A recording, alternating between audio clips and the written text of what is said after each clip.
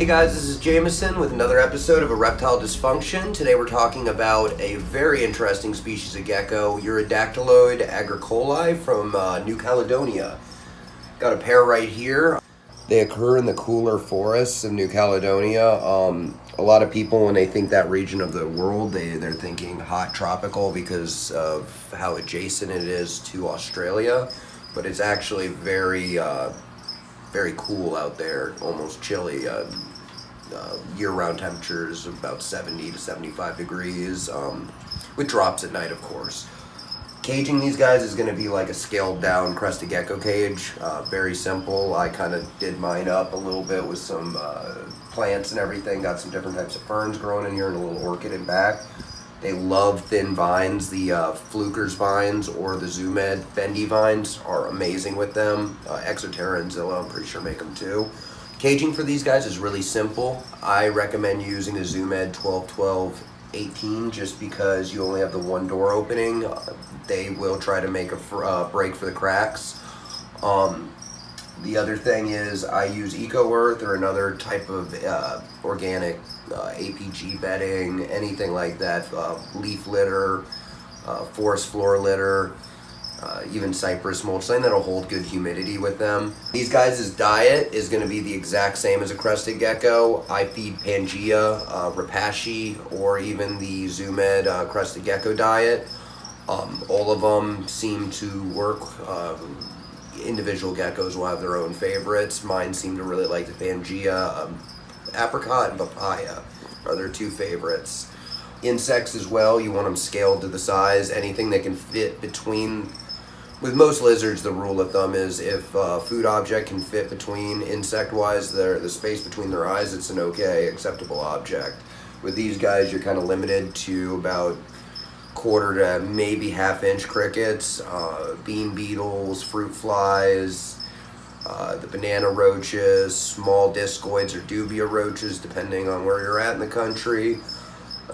But these guys are very good feeders. You can keep males and females together. I do mine in pairs just because the research I've done on the species, when trios are kept together, I usually prefer a trio or just a big group, male to a bunch of females.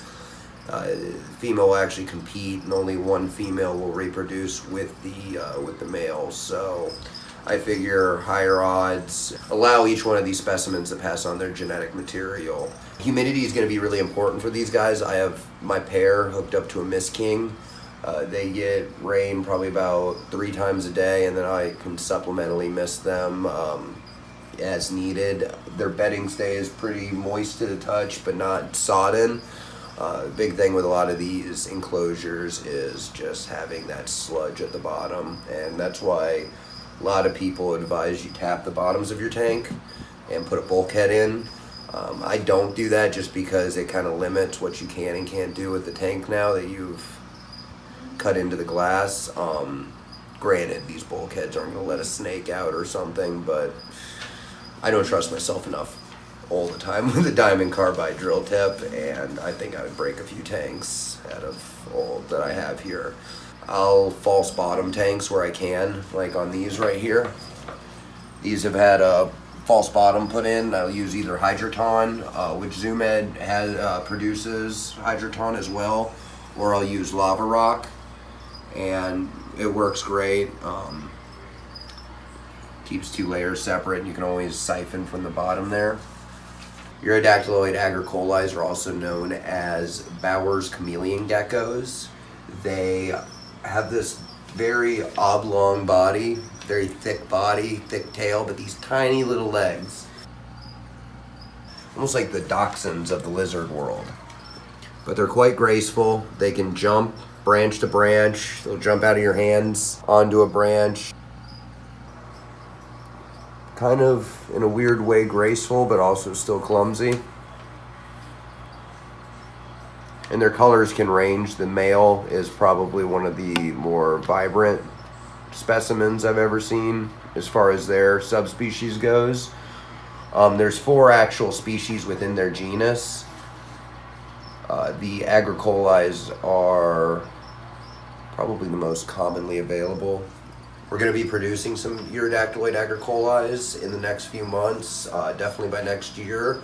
I have a pair, I'm going to be having 2 pairs put together soon. Current female is gravid right now, so can't wait for some eggs. They look like little white Tic Tacs.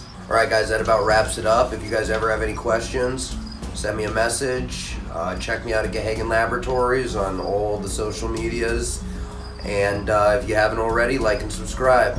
Have a good one.